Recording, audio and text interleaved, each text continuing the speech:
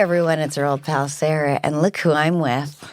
Sup, dogs? And Rory. see what I did? I said, sup, dogs, because I have a dog in my lap. Oh, my gosh. We got Mary here. Yeah, that's why he does what he does. It's that kind of creativity that you're in store for over the next hour. I wanted to talk about something really important to me, something that's really been on my mind, and that is my new favorite combo of cereals. Oh, wow. I eat this usually when we are playing Call of Duty. You're upstairs, I'm downstairs. Obviously, I mute myself while it's happening. It is a fireball. What do they call? What is it called when you mix like crack and heroin? A Cracker Barrel? No, it's a something speedball. It is a speedball of cereal. That is it going to be for everybody? No, it's not going to be for everybody. I have a 10-year-old's palate. I enjoy the mildest of flavors. It's almost like the promise of flavor. And the combination is this. It is 2 parts. Wow. I didn't know it was going to be this fucking scientific. Alpen muesli, no sugar added. Alpen? It's not Alpine? You know, I think it's Alpen, A-L-P-E-N. There's no like umlaut or anything in there? Just an Alpen? It's just a typo? The whole cereal I thought it was typo? Alpine. That's our brain being tricked. I think it's Alpen, and it's a muesli. It's got some dried raisins in it, whatnot. Then I add 1 part Quaker granola, also with raisins. You know, I just let me put a pin in this to say I grew up always believing there were 2 kinds of people. People who like raisins in things, and then people that aren't fucking disgusting. That was in Mein Kampf, right? That there are 2 types of people, raisin lovers and raisin haters. And I've become the person that likes raisins in things. Wow. This must be something that happens when you get older. Yeah, definitely is. I really judged people for it. You know, I thought they were just old and gross, and I guess I am now old and gross. So it's 1 part the Quaker granola that I love, so good, and gets both of them very good Yucca scores. We'll talk about Yucca. And then 1 part, 2 tablespoons of wheat germ. I fucking love the taste of all 3 of these things so much. Together, it's absurd. Yeah. Add oat milk and enjoy. Seriously, dude. And then, and by the way, this is probably really hitting home for I'd say college kids. This sounds whatever. We'll have Kelly and Charlotte. We'll have Volva try it. Let it get real mushy so your teeth don't have to do any work. You describing that to me is like the grossest combination of 3 items you could do. And then, by the way, the raisin component also. Obviously, you don't like dried, wet, or warm fruit. I know this about you. Well, what's the other state does fruit come in? So that just means fresh.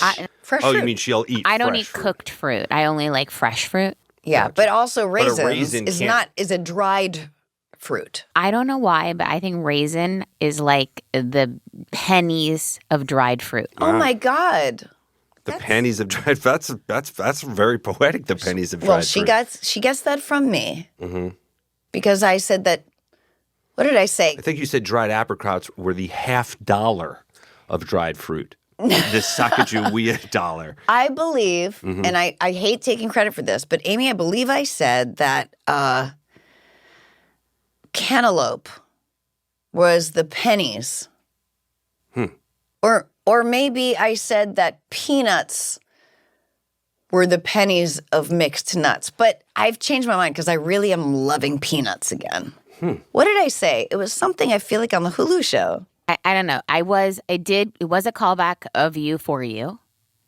And I needed to speak your language so that you understood just how much I dislike raisins. So much so that I will take a Levain cookie that's oatmeal raisin, which I think is their best cookie. That's what's crazy.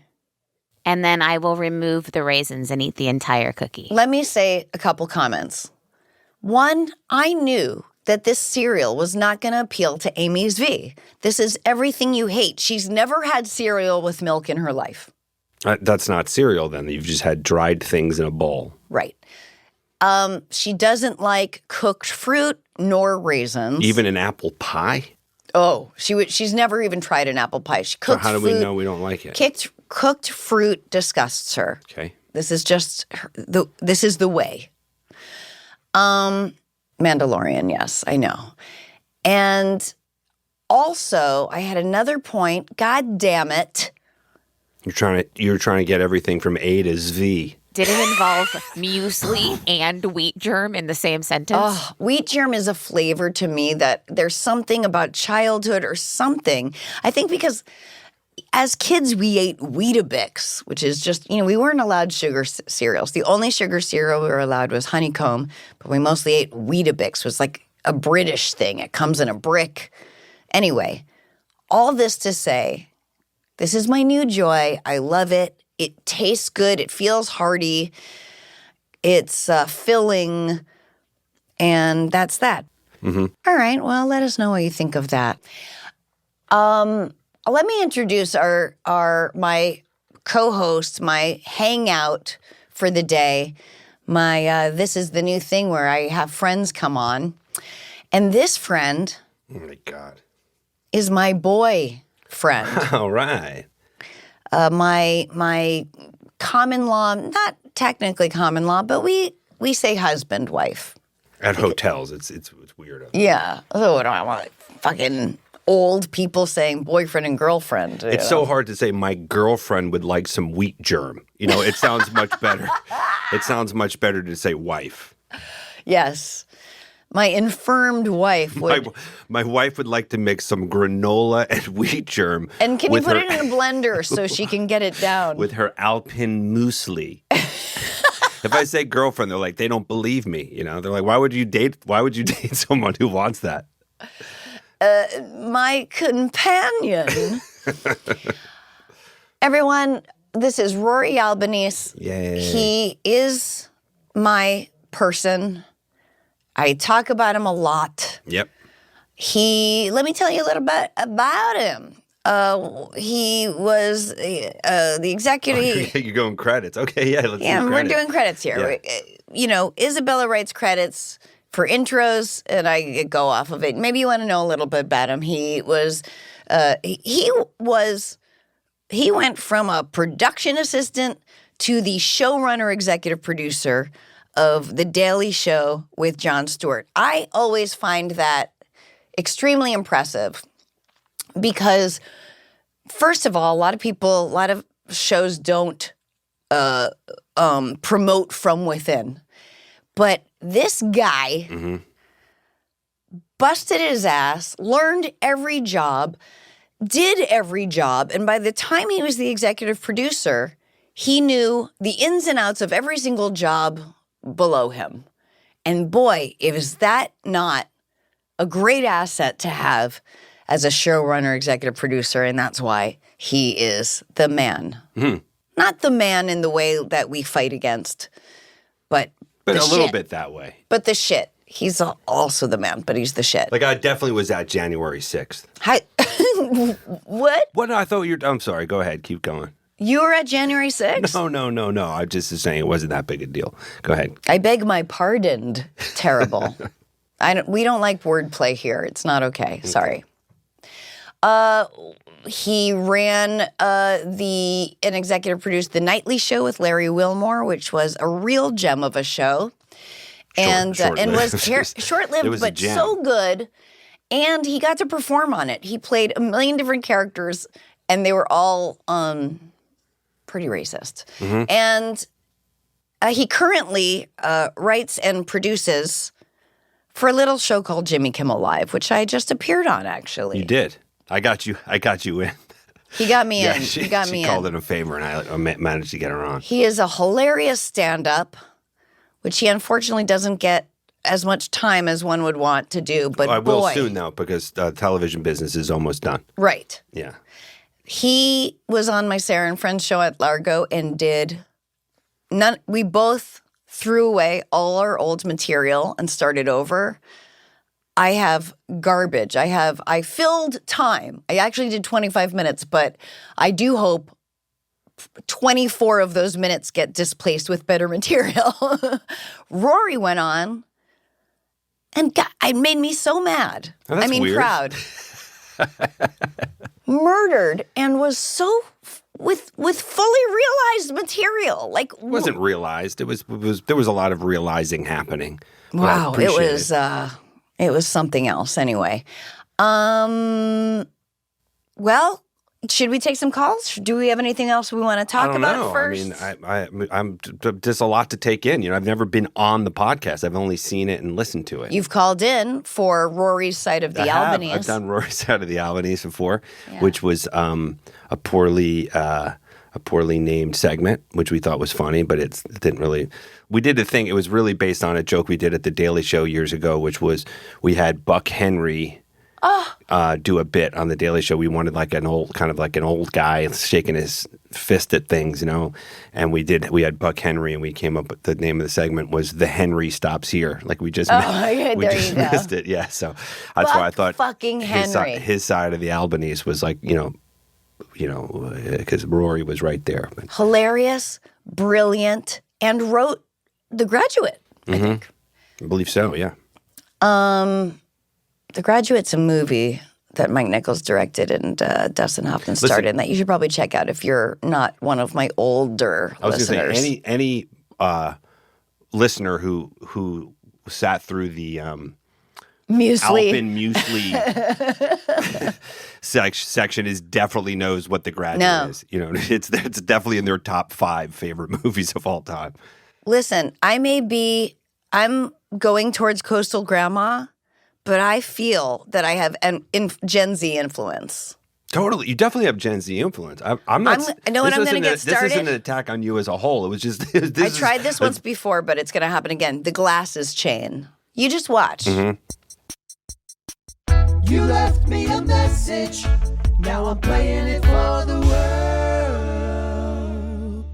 Let's hear some voicemail. Hi. Whoa. I saw your special postmortem on Netflix, and I just wanted to tell you thank you. I laughed, I cried, I wet my pants. I thought it was brilliant. Thank you. Well, there you go. Yeah, it's funny that he wet his pants because your Broadway musical is actually a bit about that. So you really covered all the. Yeah, I don't know what to say to that other than thank you, and thank you for all the people that called in. And you know what? That you brought up the bedwetter, which hopefully will be on Broadway in the spring. I hope that people watch this special postmortem on one side or the other of seeing the bedwetter on Broadway, because they're very interesting, odd, yet compatible companion pieces, I think. Yeah. I mean, I went from being on the road doing postmortem, which is talking about my parents dying, to straight to D.C. where we did a run of the bedwetter and out of town, which is about my parents living. And it's pretty... Well, it's interesting to me because I'm the one, but hopefully interesting to everybody. It's a young Donald and an older Donald, kind of a tale of two Donalds, one might say. And there's so much connective. Well, when Darren Goldstein, who plays Donald, and is just mind-blowing actor. You've seen him in a million things, and this is going to be the thing. I hope. Called and just he and his wife, who's also a Broadway star, Katie Finneran, just were like, "Oh my God, Sarah," because he's been living my dad's life for so long. Yeah, that was interesting. All right, enough about me. Here's some ads. Article, everybody. All right, you guys know I love Article. They make it effortless to create a stylish, long-lasting home at an unbeatable price. That sounds like an ad, and this is an ad, full disclosure, but it really is true. Article takes great care in curating its collection, focusing solely on high quality, meaningful pieces that will stand the test of time. I really agree with this. There is no filler. Every item is chosen for its craftsmanship, its design, its lasting value. You all know I love Article. I love my globe lamp. The light it emits feels like moonlight. It's so pretty. I find it flattering on my face, too. My living room chairs, Tess, Amy, you've sat in them many a time. They're so comfortable and they're gorgeous. They're like teal with like a brown walnut wooden bottom. And I've had them since I moved into my house, and I get compliments on them still all the time. And also this is getting too long, sorry. I have a queen bed frame in my guest room, which I'm obsessed with. It's like a mid-century, and it has built-in side tables, and it's just beautiful. I love Article. There you go. Article offers very affordable shipping across the U.S. and Canada with options for professional assembly, which I always get because I'm not good at assembling. And they are. And they do it. And they're so nice. I mean, I know I'm famous, but they really do it for everybody. With Article's 30-day satisfaction guarantee, you can shop with confidence. Just know that if you are not completely in love with your new furniture, you can return it easily. Article is offering our listeners $50 off your first purchase of $100 or more. To claim, visit article.com/Sarah, and the discount will be automatically applied at checkout. That's article.com/Sarah for $50 off your first purchase of just $100 or more. And we're back. Hey, Sarah. This is Carlo from British Columbia. I was just listening to your response about you were talking about how Rory used to try to fix your issues, and what you needed was not that. It was just someone to basically be there and hear you. And that is a lesson that I learned when I started dating who is now my wife many years ago.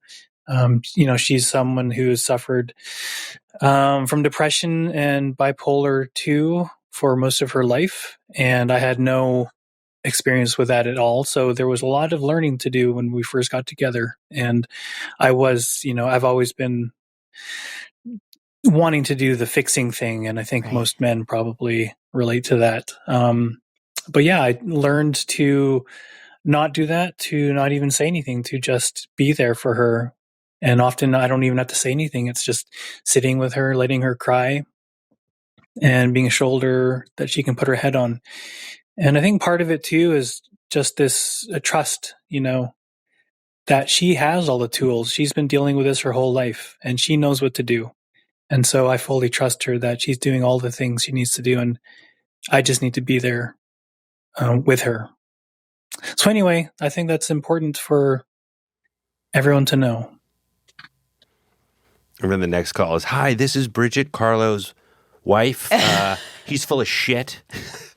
Well, what he was referring to was, I talked about how your instinct, like so many wonderful men, your love language is fix. And when I explained to you, all I need is for you to say, "Oh, baby, I'm sorry. Is there anything I can do?" And you started doing that, and it meant the whole world. And when you ask, I usually am like, "You just did it. That was it." And I remember you saying, "That's so easy." Yeah, but that's what I need. And if I need help how to fix it, which I often do, of course I would ask you. And I could tell you the lessons, what I'm learning, even just thinking about last night, is when you're telling me your experience. My legs don't bend that way. Oh, this is about something. Okay. When you're telling me your experience, I have to stop going, "Yeah, but," or "No, and it's hard. It seems so easy when you're on the other side of it, and it's fucking hard to shut the fuck up, repeat what you said to let you know that I heard it. And even if it is in no way how I perceived it, it's your experience. And that's what I really have to work on, I know. You think that's what you have to work on? I'll tell you what you... No, listen, all this shit's hard, but that's... It's hard. I'm trying to do that. I think that the version of me that exists on this podcast is probably much better than the real version of me. Sarah, it is, and me too, times 1,000. But I think that, I'm trying. I'm always trying to do better, but it's hard not to try to fix something because it's ingrained in me. And I don't know if this is I don't want to get into the whole men feel this way or women feel this way, but I just know me personally, like my instinct on all problems is like, okay, well, let's fix it so we don't have to talk about it or complain about it or cry about it anymore. And then I'm only recently learning that the complaining and the crying about it is the thing the person wants to do. And right. That is not...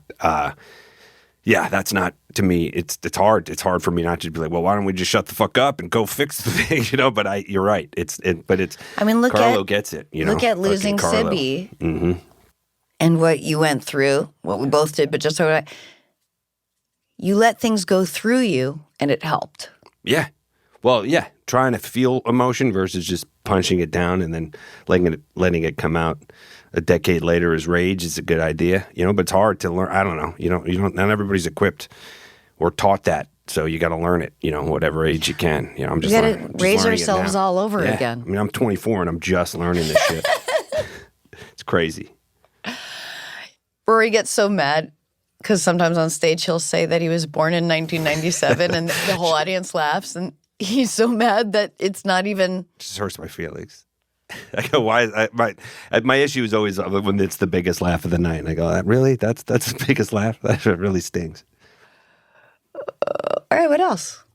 It's your buddy Timmy in Pennsylvania. Timmy! I'm the original sit on the toilet backwards guy. I am not calling about toilets or going to the bathroom. I'm calling about the Mark Twain Prize. I watched it. Yeah. Okay, how does it feel to have upstaged every comic in that room? No. I don't know how you could possibly even upstage Conan. No. But you did. The Conan lip bit, my friend. Hats off. Incredible.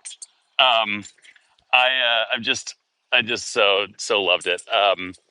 And I wanted to say, as a small town comic improviser, I don't think I'm going to probably be invited to rooms like that in my career, but just wanted to get in the front of the line. If you need a +3 or +4 when you win the Mark Twain Prize, because it's going to happen.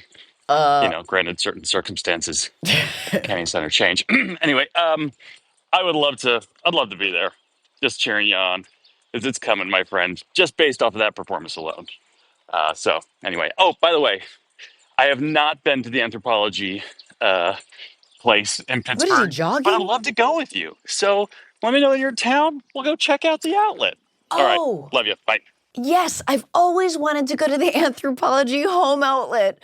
And it's in Pittsburgh. I'm so glad you have Timmy to take you. First of all, Timmy, I'm completely starstruck. This is the original caller who talked about in the middle of the night when you're a guy and you go to pee, go ahead and sit down to pee instead of peeing all over the floor. We have discussed this. Yeah, it's the reason I tuned out the rest of Timmy's message after he said that. I don't know why, and this again goes back to our earlier conversation. I know why, but go on. Yeah, which is I would rather pee all over the floor and on my foot than sit down on the toilet. Yeah, I don't know. I'm trying, I guess I have to get there. Would you concede that this is... By the way, I poop standing up. This isn't just... It's not just for pee. I just think men stand. That's what I think. Men stand. This is gender...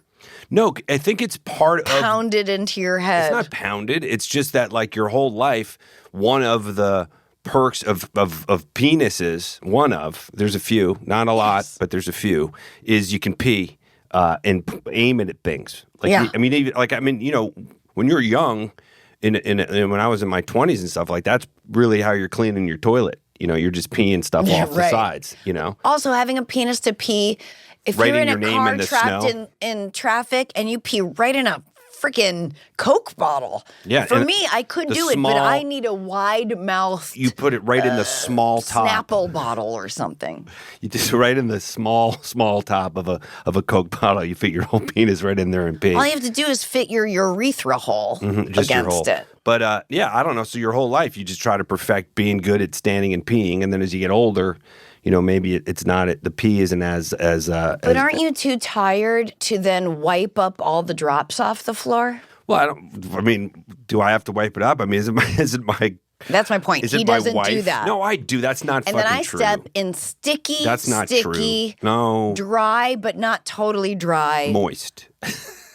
urine. That's not true. You don't. First of all, you don't step in it. Second of all, I always wipe up, even at like 3 a.m. You wipe up the floor? Yes, as much as okay. We're gonna take a look. All right. Well, yeah. So it's This- Timmy. You make a good point, Timmy, with the peeing and the sitting. It's just you really got to come around to that, and then the whole sitting the wrong way on the toilet. Oh, that was another caller, I think. No, that was Timmy.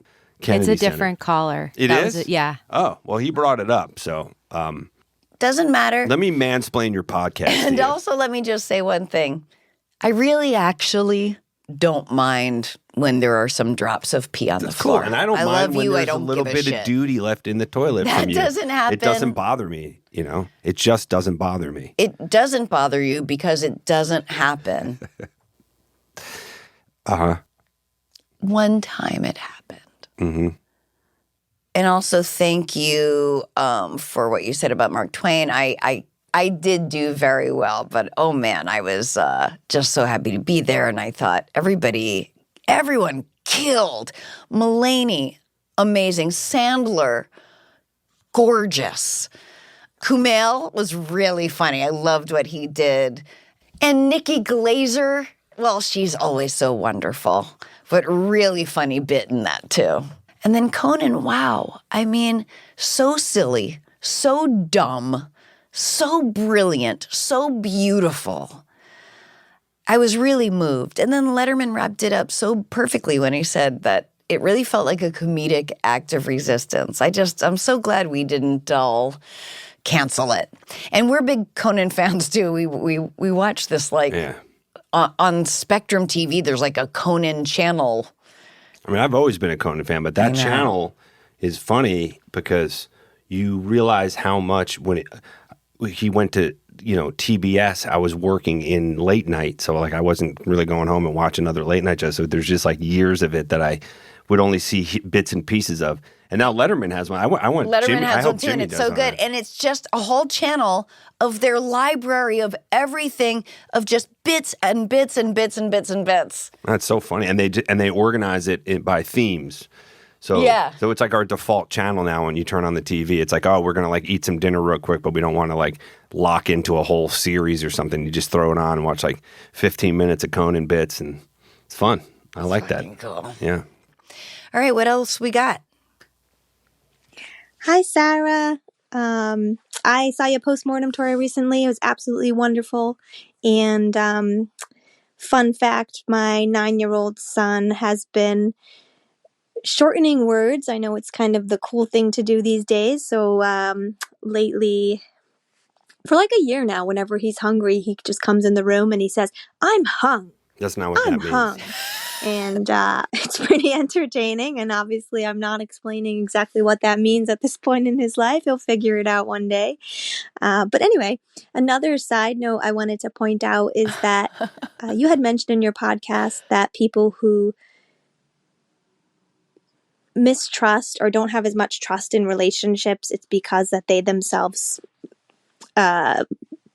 could be a cheater or see themselves as someone who could potentially cheat. And I just want to offer another side to that. I was in a relationship for 20 years. I had my heart broken by somebody who caught me off guard with cheating that I was devoted to. And it gives you some mistrust. So even though I myself would never be a cheater, because I think it's completely stupid, because why wouldn't you just end a relationship if you don't want to be with them? That sometimes people just have trouble earning that trust back. And I just wanted to make sure that you were thinking about that as well in the situation. I hear you completely, and of course you're right. I think, my point was that in my view, in my experience, when men are very jealous and don't trust you, it's because the idea of cheating is possible in their minds. That I think in general, cheaters don't trust their partners or worry that their partners are cheating because they themselves, that's a possibility in their world. Of course, when I've been cheated on, and for some reason, and so I'm sorry I'm not including him because of course that makes sense. If you're cheated on, that you would be wary. But I just keep trusting my next person over and over. I just I don't know. It never ever occurs to me that anyone would cheat on me, and I'm of course I've been wrong a few times, but it still just never occurs to me. But yeah, the cheating sucks, and but also what sucks is not trusting your partner. You know, not being able to trust your partner sucks. Run for Z Hills, not worth it. But I don't know. I think it's easy to say that when you're in a relationship for 20 years, not worth it. It's like, I don't know. I have a lot of thoughts on this. You're probably right.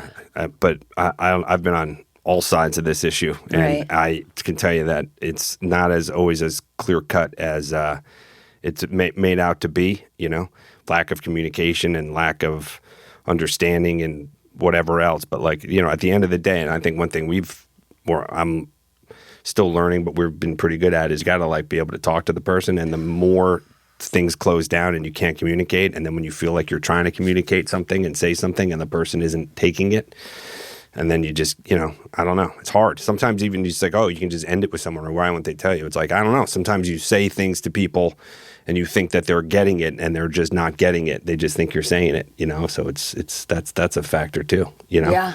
You know, you're like, I don't know. I thought I was really clear on all these things, you know? I mean, you know, look, I'm not saying there aren't components of cheating that are just someone cheating, but I do think there's components of it that evolve out of a reaction to some other shit. There's a whole spectrum of cheating. There are, you know, men that don't see women as equals or human, that just go pussy, pussy, pussy, pussy. And then there are people who are like, feel shut out of the connection of their relationship and don't kind of know what to do. There are people that fall in love with someone else. There are myriad reasons, but it is brave to break up with someone, you know, and not cheat, you know, and I think there are a lot of people who do not want to break up with their partner because they don't want to be alone at all. They want to secure their next partner before they break up with and that is about not being able to be alone. Is this an intervention? Because this feels like an intervention. No, why? I'm just Are kidding. you? I'm just kidding. But yeah, sure. And I totally hear you. Of course, you're right. But unfortunately, it's no way to live, to go, I've been cheated on, so I'm not going to be able to trust my partner in future relationships is also problematic. It's not healthy for you either. I don't know. Do what I do, which is, what did I say to you when we became a couple? Do you remember about this? You said, take off your G-string. And I was like, well, how'd you know I was wearing a G-string? And you said, because you don't have underwear lines. In those Where did white that come pants. from? I don't know. What was the question? You said a minute ago, you said pussy, pussy, pussy, pussy. And I blacked out after that. I said, if you cheat on me, I'll murder you and then just go to jail for life. Oh, yeah. That's right. That's what you told me. Yeah, that's a good way to do it. Yeah. We're done, you know? Mm-hmm. Totally. Also, yeah. Totally. Also, yeah, totally. What else? Here's some ads. You ever watch a makeup tutorial and they're using 1 million different products, none of which you own? Well, fortunately, you don't have to look further than Thrive Cosmetics. They make certified 100% vegan and cruelty-free products you can depend on for everything from daily wear to show-stopping looks. And by the way, that's Thrive Cosmetics, C-A-U-S. They have donated over, this is no joke, $150 million worth of product and cash funds to over 600 giving partners across the U.S. Their donations support 8 major causes, included those affected by cancer, homelessness, domestic abuse, and more, reaching individuals from all walks of life. I think Amy was saying. I use Thrive every day. You do? What do you use, Thrive? So there's a palette that they make, or they made, that I use every day. And I also think I use their eyeliner.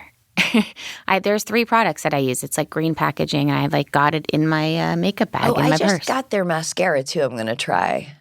Mascara gets all over my face. I hope it's waterproof. Anyway, people love it. It looks very easy to apply. I love makeup, but that it has versatility. I also got their I don't know what it's called, like a flush stick, which I like. I like a flush kind of blush, and you can just use it all over, and I like it. It's easy. But it's very easy to get that. I totally got 9 hours of sleep. Look, discover your new trusty favorite from Thrive Cosmetics, luxury beauty that gives back. Right now, you can get an exclusive 20% off your first order at thrivecosmetics.com/Sarah. That's Thrive Cosmetics, CAUSEMETICS.com/Sarah for 20% off your first order. And we're back. Hi, Sarah. I've been a lifelong fan of yours. Jesus' Magic came out when I was in college, and I genuinely think of you as one of the all-time greats. I do have an honest question for you, though, that I hope you won't take the wrong way, because I really want to hear your thoughts. So you've talked over the years about how you've evolved, and there are a lot of your edgier jokes from your early days that you wouldn't do now, and I respect that. Because you're certainly allowed to grow and change, and that's honestly what I want from an artist, whether it's a comedian or a novelist or a filmmaker or a musician. Go wherever your inspiration and conscience guide you. For a comedian, go where the funny is for you in that moment. I'm not saying you need to stay the same and be making the same jokes that you used to. I love your new stuff. But then sometimes in interviews, when I hear you talk about specific jokes you wouldn't do now or that you've apologized for, it also sounds like, without necessarily meaning to, you're implicating us, the audience, who found it funny and who may even still find those particular jokes funny. Like, there are lots of jokes in your TV show or that first special that I think you would say now were in poor taste or offensive. But then what does that say about me, who still loves those jokes? Does that make sense? Like, you're talking about how you've evolved to realize making certain jokes or saying certain words or doing certain things was wrong, but do you worry about alienating fans who aren't saying you have to stay the same, but maybe don't like the implication that our humor is somehow incorrect or insensitive or offensive or racist or homophobic or whatever? I'm gay, by the way. I'm not sure that actually matters, but I do think having some context that, I'm part of a group that can often be the butt of jokes and stereotypes. And I laugh at a lot of those. Is there jokes, a gay joke about leaving long messages? So this isn't like some, guy being like, we can't say the words we used to, and I'm mad about it. It's more, I'm just curious about how you feel about people feeling judged because they love your old material, even though it's material you don't love anymore. Thank you. I don't know how some callers can make a minute and a half feel so long. Why don't you just put like a 20-second fucking timer on those messages? No, because some of them... gather your thoughts. You're calling into a fucking radio show. They're a minute and a half maximum, but that felt like a lifetime. Are you guys aware of the generation we live in wanting 9-second things? Like, Jesus, guys. That message. One time in the 1840s, a man made a jest towards another fellow. That message, the beginning of that message doesn't hold up by the end of it. Yeah, I have to shave. I was clean shaven when that message started. I'm sorry. Now he's going to be offended by that. Those are now offensive jokes. Tyler, I am not worried about people who might be offended that the jokes that they once found funny I wouldn't do today, and then what does that say about them? No, I think you're fine, and and all that material is accessible to go and enjoy. And, I love that you love that old stuff. You might find, and by the way, you probably love it because you took it in the way it was intended. But we don't live in a world where what I intended matters. We live in a world where what's inferred matters in some cases. But I wonder if you might find that you love the memory of that stuff, which you experienced in a different time in your life, in a different time in the world. And all I'm saying is, as a comedian, the stuff I put out now is stuff that I think is funny. Maybe not everybody does, but is through the lens of where I'm at now, where the world's at now, my immediate world and the world at large. And for me, it doesn't hold up. And comedy, great comedy, shitty comedy, all sorts of comedy is not always evergreen. That's all. I have respect for material I've done in the past. There's a lot of it I still love. I'm really not even looking back towards it. I understand as a fan of comedy, I might watch something over and over again. And what I realize now, being on both sides of it, is when it's your stuff, you don't remember it. I don't remember half the jokes I've told if they weren't like the last special or last two specials. Like, I'm not watching it over and over. I'm not watching it at all. I've just moved past it. I'm not you. You can still love it. You can do it. Listen, you can even see it with its warts and all and enjoy it knowing it's from another time or knowing what the real intention was and that you're not, it's like even just watching Friends. I love watching Friends. Does it all totally hold up? No. I mean, it's 90% gay jokes by straight people. But we can watch it knowing that we have grown as a society, some of us, past all of that, and we see that it doesn't hold up, but we still can enjoy it and love it in that context. And that's all I'm saying. I'm just not putting out more of the same for myriad reasons, and I used that correctly. I think it's interesting. For me, it's interesting because I really admire gay men in particular who come out of the closet because I think it's really brave. And I go, man, it's really cool that you can own your shit, and it's hard to own that. And I grew up in a time when like being gay was just, the thing everybody was trying not to be. And we're realizing that everyone needs to come out of the closet with one thing or another. About something, right? I always talk about that. Like whatever it is, there's something you got to say out loud to be who you are, and it's hard to do.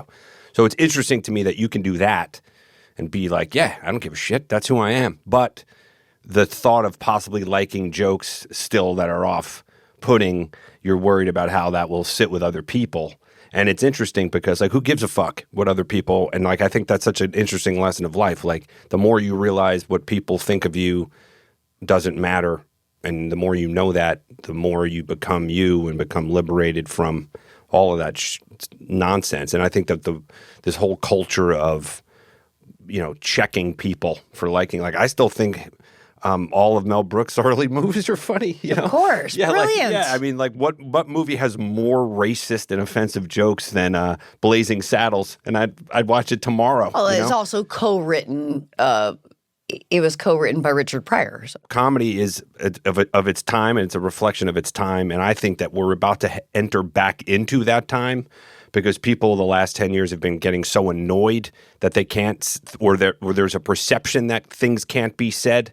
So you're about to have a new, younger generation of comedians come forward and be the ones who push the envelope again. Like the new generation of the George Carlins or the Sarah Silvermans or the Richard Pryors, whatever, who are now going to come up. You're going to see 25-year-old guys, women, people of all cuts who are doing a new thing now, which is saying shit nobody wants us to say because we're the new rebel breed of comedy, and we're going to go right back to it because... But here's the secret. You can say anything you want. Yeah. So the bravery is a little bit objective, but I do think you're right in a lot of ways. And to this caller, two things. One, you may be over it and like, I'm gay and I don't care. I like gay jokes. But there's, a 13-year-old kid in fucking bumfuck. You don't say bumfuck when you're talking about a gay 13-year-old kid. Because that's not the town he wants to be from, bumfuck. There's for every grown man who is self-possessed and out of the closet and strong in his self, living somewhere in Tastycock, a small town in the Midwest. What I'm saying is there are kids in areas where they are not safe. And so when jokes like this embolden, especially in a world like this, I don't want to be a part of that. But yeah, within, we always say at-home jokes, within the right company where no one there is, you're not going to get mouthful of blood laughs, meaning they're laughing at the wrong thing, where that the company you're in knows how you really feel and that this is purely for comedy and to be an asshole. There's a safety in that. But in terms of like publicly comedy, we live in very tenuous times. I'm not saying like, oh, I'm afraid to get canceled. I'm saying you as a gay man are losing rights, and trans kids and trans people are in danger in this country with this administration, and active danger. So yeah, it changes the way I want to talk about things. It changes the way I do talk about things.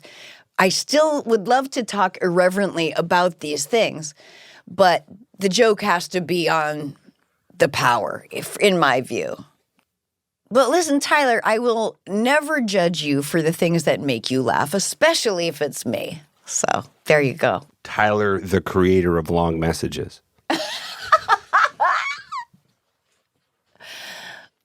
That's why he's Rory. Dad, wherever you are out there in space-time, ooh, I miss you so much. This is the part of the podcast when I say what, Rory?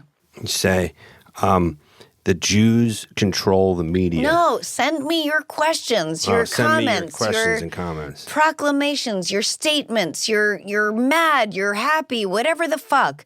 Go to speakpipe.com/The Sarah Silverman Podcast. That's speakpipe.com/The Sarah Silverman Podcast. And subscribe to our YouTube channel, baby. You can watch this shit with your eye holes. And subscribe wherever you listen to your podcasts. And if you haven't yet, now would be a great time to subscribe to Lemonada Premium. I don't know why I say it like that, but I do. But it does sound fancy. Just hit the subscribe button on Apple Podcasts, or for all other podcast apps, head to lemonadapremium.com for bonus content you won't want to miss. That's lemonadapremium.com. Mary's going to sign off. Thanks, Rory. This was fun. I had a good time doing this. This is cool. You're cool, man. You want to get a drink sometime? Yeah. We'll do some blow. Jesus Christ. Hey guys, this is Mary. That was cool. I like doing podcasts. Oh, Mary, good sign off. Good sign off, Mary. If you watch with your eye holes, you can see two things: a very pasty man and a very cute dog.